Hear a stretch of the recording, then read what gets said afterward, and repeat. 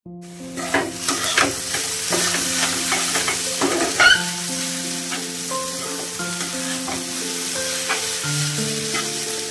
টিফিনে দেবো চাউমিন। এখানে চাউমিন আমার হয়ে গেছে, বন্ধ করে দিই গ্যাসটা। এখানে একটু আলু ভেজেছি কড়া কড়া করে, এখন একটু ভাত দেব। এই যে ডাল করলাম, ডাল দিয়ে ভাত দিয়ে একটু আলু ভাজা দিয়ে দেবো।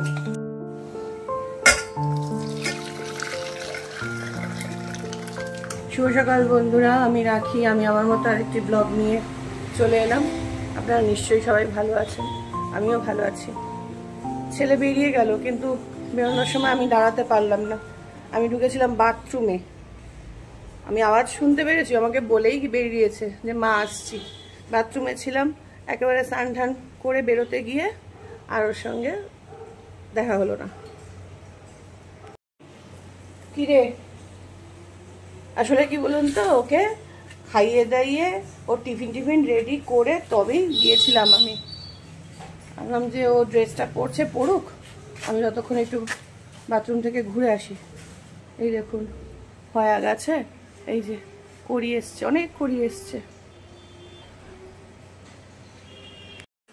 কালকে এই গাছটা টবের মধ্যে বসিয়ে দিয়েছি, রাত্রিবেলা বসে বসে এইসব কাজ করি যখন ছেলে থাকে না, পড়তে যায়। আর এই গাছ দুটো এখানে এনে রেখেছি।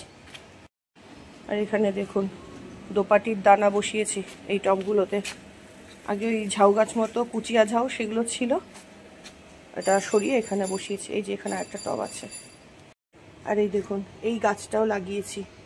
এটা কি বলুন তো, এটা হচ্ছে স্বামী গাছ।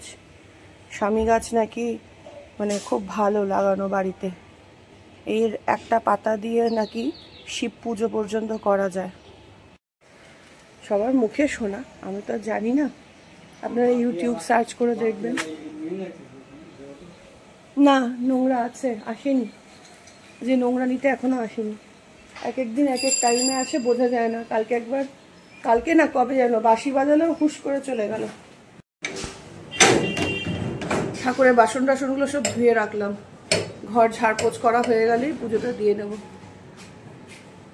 চলুন যাই, ভেতরের দিকে যাই।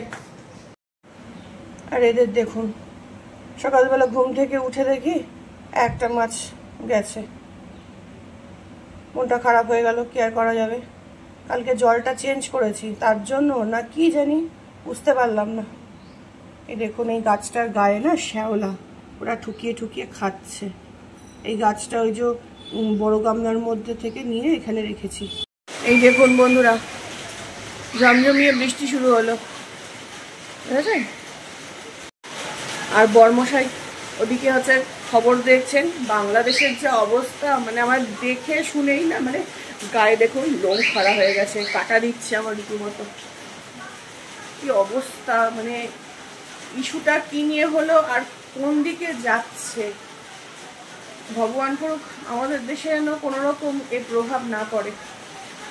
এখন অন্য দিকে মোড় ঘুরে যাচ্ছে দেখলেই, মানে এই সমস্ত আগের কথা তো প্রচুর শুনেছি, বাবা মাদের মুখে সমস্ত গল্প শুনেছি, তো এখন না মানে ওই সমস্ত শুনলে আর দেখলে না মানে একটা কেমন শিরশির করে। সবাই ভালো থাকুক, শান্তিতে থাকুক, এটাই চাই। চলুন, আমার পুজো দেওয়া হয়নি, পুজো দিয়ে নিই। এক গাদা ফুল তুলেছেন, এই দেখুন এক ঝুড়ি ফুল, কোনো রকম হুড়মুড়িয়ে ফুলটা তুলে এনেছে। নিচে তুলসী পাতা, ও এই যে এই যে এই যে তুলসী পাতা পেয়েছি। তুলসী পাতা আরো আছে, একটা বড় ঝুড়িতে ঢাললে বুঝতে পারবেন কত ফুল। আর বড় ঝুড়িতে ঢালি। বর্মশাই বলছে এত, একটু আস্তে দাও না শোনা। বর্মশাই বলছে এত জবা ফুল গাছে ফুটেছে, উনিই ফুল তোলেন, বেশিরভাগ দিনই উনি তোলেন। বলছে কত জবা ফুলের গাছ। এইগুলোতে দেশি জবা, এইগুলো বেশি ফোটে, এগুলো তো পুনে ভ্যারাইটি, এটা খুব বেশি ফোটে না। এই যে এইগুলো দেশি জবা, দেশি জবা যত্নও কম লাগে আর ফোটেও বেশি। এখনো নাকি গাছ ভরে রয়েছে ফুলে। আজকে 3টে হলুদ জবা ফুটেছে, অনেকদিন পর ফুটলো।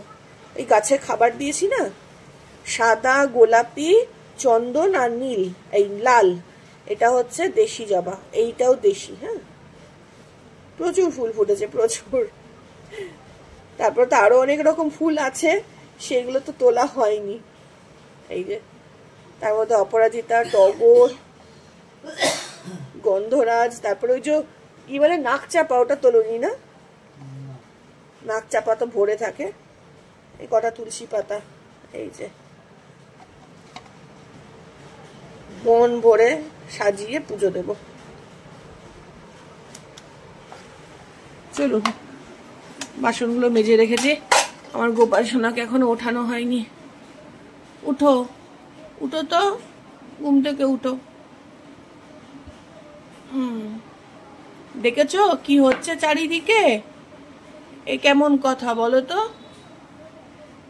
তুমি থাকতে এত অশান্তি, সমস্ত অশান্তি সবকিছু মিটিয়ে দাও তো, সবাইকে ভালো রেখো। বৃষ্টিটা একটু ধরলো জানেন, সকালবেলা কিন্তু ভালো ওয়েদার ছিল, ছেলে যখন বেরোলো। চলে এলাম রান্নাঘরে, পুজো দিয়ে এখন একটু ব্রেকফাস্টে তোড়জোড় করছি। কর্তামশাই বলছিলেন একটু ভাত ভাজার কথা, কারণ গতকালের রাত্রিবেলার ভাত রয়েছে। আমি কালকে রাত্রিবেলা কিছু খাইনি জানেন, কালকে শরীরটা হঠাৎ করে এতটাই খারাপ লাগছিল, খেতেও ইচ্ছা হচ্ছিল না, আমি না শুয়ে পড়েছিলাম, তো খাইনি। সেই সন্ধ্যাবেলায় একটুখানি চিড়ে আর একটু চা খেয়েছিলাম।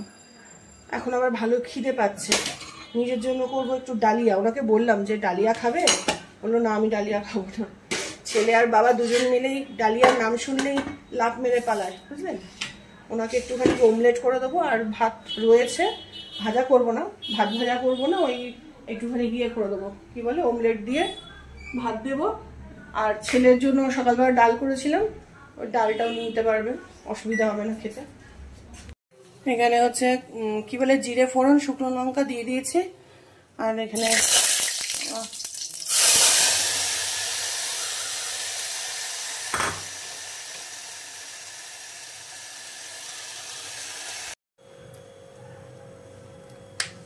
দুটো কাঁচা লঙ্কা দিয়ে দিলাম, ঝাল ঝাল না হলে ভালো লাগে না। আলু দিলাম না, একটুখানি ফুলকপি থাকলে তো ভালো হতোই, সঙ্গে একটুখানি গাজর আর বিনস থাকলে ভালো হতো। যখন নেই কিছু আর করার নেই, কিন্তু আলু দিলাম না, বেশি আলু খাওয়া যাবে না। একটা সময় ছিল আমি যখন আমার নিজের ওয়েটটাকে একটুখানি ম্যানেজ করার চেষ্টা করছিলাম, আমি দুপুরবেলা প্রায় সময়ই হচ্ছে এই ডালিয়া খেতাম জানেন, ভালোও লাগে আমার ডালিয়া খেতে, কিন্তু ওরা খায় না। আবার ওয়েটটাকে না একটু কন্ট্রোল করতে হবে, নিজের কষ্ট হচ্ছে, মানে আমাকে দেখতে কেমন লাগছে তার থেকে বড় কথা কি বলুন তো, আমার মনে হয় নিজের কষ্টটা যখন হয় না, তখন মনে হয় যে না, নিজের ওয়েটটাকে এবার একটু কন্ট্রোল করা দরকার। সবই ওষুধের সাইড এফেক্ট, এত ধরনের ওষুধ খাই না, তো সেই জন্য মানে ওয়েটটা হু হু করে বেড়ে গেল। এই দীঘাতে বেড়াতে গেছিলাম, তার আগের মুহূর্ত মানে ঠিকঠাক ছিলাম, যে যেমনগুলো তখন হচ্ছিল এখন দেখছি ঢোকাতে গিয়ে আর হচ্ছে না, নানা রকম সমস্যা। ডিম নিয়ে নিলাম, অমলেট করি, আর আমি ভাবছি একটা পোচ করে নেবো। চলুন ওনাকে আগে দিয়ে দিই। এই যে ওনার ভাত, টেবিলে বসবে গো, চামচ দেবো, বলছি ডাল দিই। আবার বৃষ্টি শুরু হলো, সারাদিন বৃষ্টি হবে মনে হয়। হ্যাঁ ওই তো, আমি ভাত দিলেই মানে আমি ভাত কেন যাই দিই না কেন কত কত একটুখানি খায়, পাখির মতো খাওয়ানো না।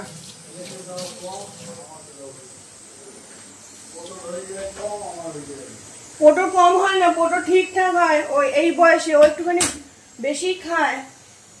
আবার এক এক সময় বলো ওকে এত ভাত দিও না। লাইটারটা খুঁজে পাচ্ছি না।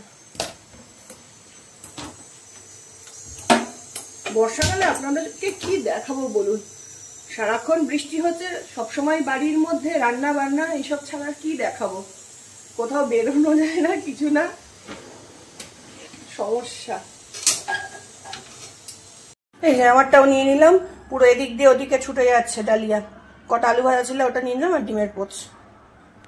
একদম বালক ভোজনের খিচুড়ি যেরকম হয়, ডালিয়াটাও আমি সেরকমই করি, ভালো লাগে। টাইট ভালো লাগে না, খিচুড়িও টাইট ভালো লাগে না, আর ডালিয়াও টাইট দিয়ে খাবো, ভালো লাগে না। তুমুল জোরে বৃষ্টি পড়ছে বন্ধুরা, আমার কথা শুনতে পাচ্ছেন? প্রচন্ড আওয়াজ, আপনাদের সঙ্গে কথা বলবো যে বলতে পারছি না বৃষ্টির আওয়াজে। এইখানে হচ্ছে ভেন্ডি কাটলাম, ভেন্ডি, আর এদিকে এতগুলো আলু কেটেছি। ভেন্ডির তরকারি হবে আলু দিয়ে, আর মাছের ঝোল হবে ওই বক মাছ, ওটা এনেছে, ওই বক মাছ দিয়ে ছোট ছোট আলু দিয়ে ঝাল হবে, বুঝেছেন? আর মিস্টার ঘরাই ওখানে রেডি টেডি হয়ে বসে আছে। এত বৃষ্টি হচ্ছে, এত বৃষ্টি হচ্ছে, উনি বেরোতে পারছেন না, জানেন? পেশেন্টরা সমানে ফোন করে যাচ্ছে, কিন্তু এই বৃষ্টিতে বেরোবে কি করে? গপ গপ করে বৃষ্টি হচ্ছে, মানে এত বৃষ্টির আওয়াজ, মানে বৃষ্টি পড়ছে শেডগুলোর উপরে, আর এত আওয়াজ হচ্ছে না, মানে আমরা দুজনে কথা বলছি ঘরে, তাই শুনতে পাচ্ছি না। সব দরজা জানলা ওই ঘরে বন্ধ করে রেখেছি, কিন্তু রান্নাঘরের জানলাগুলো বন্ধ করলে কি করে রান্না করবো বলুন? গরমও তো লাগছে, বৃষ্টি পড়লে হবে কি? মারাত্মক বৃষ্টি হচ্ছে, আর এই বৃষ্টিতে পুরো অবধারিত প্রত্যেকটা রাস্তায় জল জমছে, নিশ্চয়ই জল জমছে। আমাদের এখানে একটুখানি বৃষ্টি হলেই জল জমে যায়। সেখানে সে সকাল থেকে যে বললাম না, ব্রেকফাস্ট নিয়ে বসেছিলাম, তার আগে থেকে বৃষ্টি হওয়া শুরু হয়েছে, বুঝেছেন? ছেলেটার জন্য চিন্তা করছি আসার সময় ভিজে না যায়, যদিও আসতে এখনো অনেক দেরি। ওর বাবা বলছিল দেখবে জুতোটাকে ঠিক ভিজিয়ে নিয়ে আসবে, আর জুতোটাকে যদি ভিজিয়ে নিয়ে আসে কালকে আর স্কুলে যেতে পারবে না। শুকায় নাকি? রোদ নেই, কিছু নেই।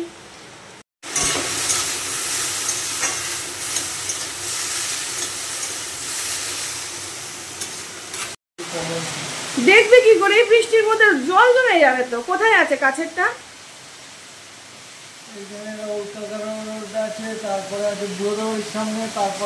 ও বাবা, সেই দিকে তো তোমার পুরো জল জমা। ওখানে যেতে পারবে না, আমাদের এদিকে দেখো কি অবস্থা। এটাতে জল ঢেলে দিলাম, এই মাছের ঝোলটা তো জল ঢেলে দিয়েছি, ফুটুক, ফুটলে মাছগুলো ছেড়ে দেবো।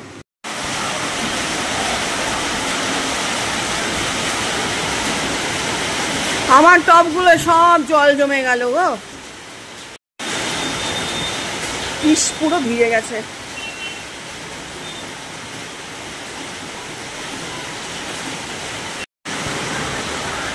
যারা এই বৃষ্টিতে বেরিয়েছে সব কাক ভেজা হয়ে ফিরছে। দেখো, তুমি বেরোবে না এই বৃষ্টিতে, মারাত্মক অবস্থা হবে। বৃষ্টির জল গায়ে লাগলে অবধারিত ঠান্ডা লাগবে। কটা বাজে বলুন তো? 12:15 বাজে এখন। খবর চলছে, বেঙ্গলি মিডিয়াম স্কুল ছুটি দিয়ে দিয়েছে, জানেন? দেখছি সব বাচ্চাগুলো ফিরছে ভিজে ভিজে, আধ ভেজা, মাথায় একটা ছাতা আর আধ ভেজা, পুরো চুড়িদার পরে। 9 বা 10 বাচ্চা হবে, ফিরছে সব। সকালবেলা যদি এই বৃষ্টি হতো আমার ছেলেকে মোটেই পাঠাতাম না। আর চিন্তা হচ্ছে সবে ও মানে সর্দি কাশি থেকে উঠলো, কিছুদিন আগে খুব শরীরটা খারাপ করেছিল না, একদিন তার জন্য স্কুল অফ হয়েছিল। এখন ঠান্ডা লাগলেই পড়াশোনার হ্যাম্পার। এখানে যে মাছের ঝোল ফুটছে, এদিকে হচ্ছে চালটা ধুয়ে রাখলাম, আর এখানে যে ভেন্ডি হয়ে গেছে, নামিয়ে দেবো। আমি রান্না বান্না সেরে আবার একটুখানি গাটা ধুয়ে এলাম, ওটা ঘেমে যায় না, বৃষ্টিটা একটুখানি ধরেছে, অবশ্য কয়েক মিনিটের জন্য, আবার আসবে। আজকে মা ইলিশ মাছ পাঠিয়েছে, জানেন? মা নিয়েছে ইলিশ মাছ ওখানে, সেই মাছালার হাত দিয়েই পাঠিয়েছে। আমি তো গাঠা ধুয়ে নিলাম, কর্তামশাইকে বললাম তুমি ধুয়ে দাও। যা মাছ পাঠিয়েছে 2 দিনে হবে, অনেক মাছ পাঠিয়েছে। আজকেরটা আবার না না না না না আজকেরটা আবার ডিম ভরা, এই যে দেখেছেন, 1 টিফিন বাটি। এরপর কচুর শাক আনতে হবে। আগের বার ওই কি বলে চাল কুমড়ো দিয়ে করেছিলাম, ইলিশ মাছের মাথা দিয়ে, কচুর শাক দিয়ে করব। হ্যাঁ দিচ্ছি, দাঁড়াও। আজকে এখন ভিজলি নাকি? চুলগুলো ওরকম কেন? সামনে ভিজেছিস? জামা কাপড়ও? হ্যাঁ, ঘামবো না, স্নান করে নে। খেলবে কি করে? অঝরে বৃষ্টি হচ্ছে, প্রচন্ড বৃষ্টি হয়েছে তো আজকে। স্কুলের পর একটু খেলেছিলাম, বৃষ্টি হচ্ছিল, ছাতা নিয়ে। ছাতা ভেজা। যা স্নান কর, জামা কাপড় খোল, খুলে একটু ফ্যানের তলে দাঁড়া।